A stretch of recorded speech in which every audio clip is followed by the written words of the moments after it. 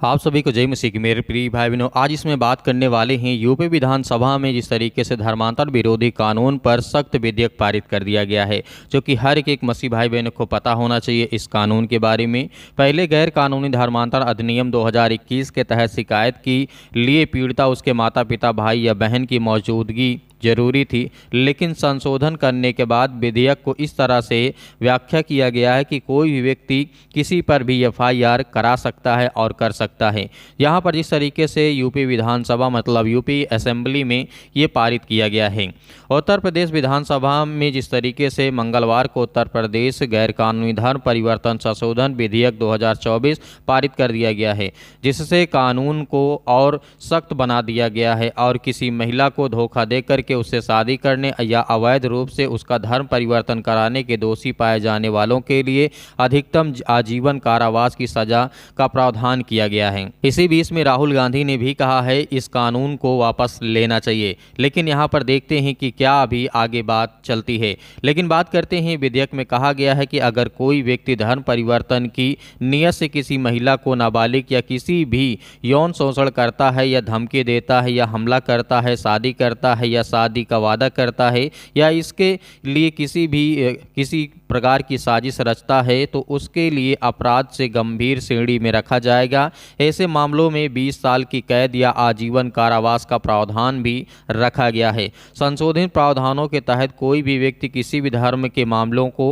प्रथम सूचना रिपोर्ट पर एफआईआर दर्ज करा सकता है। इससे पहले गैर कानूनी धर्मांतरण कानून 2021 के तहत सूचना देने या शिकायत दर्ज कराने के लिए पीड़िता और उसके माता पिता भाई बहन की मौजूदगी जरूरी थी, लेकिन नए विधेयक में प्रस्ताव में किया गया है कि गैर कानूनी धर्मांतर के मामलों की सुनवाई सत्र न्यायालय के नीचे की कोई अदालत नहीं करेगी और इसके साथ ही सरकारी वकील को मौका दिया जाना चाहिए और बिना जमानत याचिका पर विचार किया जाना चाहिए। को मौके पर यहाँ पर कहा गया है कि जिस तरीके से विधेयक में इस संशोधित अधिनियम के तहत सभी अपराधों को गैर जमानती भी बना दिया गया है। इसमें किसी प्रकार का जमानत नहीं मिलेगा। आपने गलत किया है या नहीं किया है, अगर आपके ऊपर एफआईआर होती है तो आपको सीधा उठा करके जेल में डाल दिया जाएगा। इसमें किसी प्रकार की कोई जमानत नहीं दी जाएगी।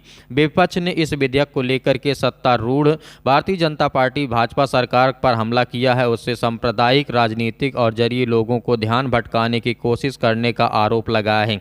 समाजवादी पार्टी सपा के अध्यक्ष अखिलेश यादव ने संसद के बाहर जिस तरीके से पत्रकारों से बात करते हुए कहा कि वे और क्या कर सकते हैं, वे कुछ नया नहीं कर रहे हैं। ये लोग सांप्रदायिक राजनीति के जरिए लोगों को ध्यान भटकाने की कोशिश कर रहे हैं। यहाँ पर कांग्रेस पार्टी के आरोप लगाया है कि यह विधेयक को भाजपा को नफरत के एजेंडे का विस्तार दे रही है। यूपी कांग्रेस के अल्पसंख्यक विभाग के जिस तरीके से अध्यक्ष शाहनवाज आलम ने कहा है कि सरकार को संशोधनों पर तार्किक तथ्य प्रदान करने की आवश्यकता है। क्या पिछला अधिनियम गैर कानूनी धर्मांतर को रोकने के लिए सक्षम नहीं था या सरकार दोषियों को दंडित करने के लिए विफल रही है?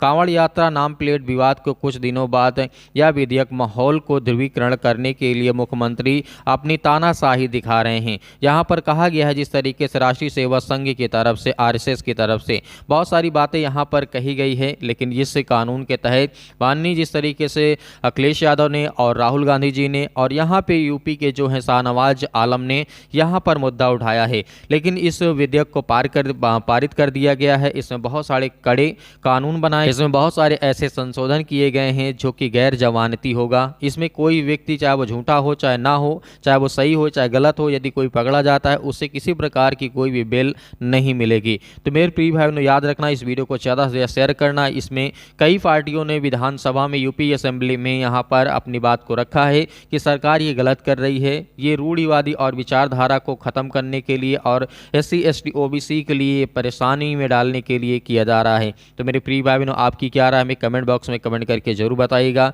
मिलते हैं नेक्स्ट वीडियो में।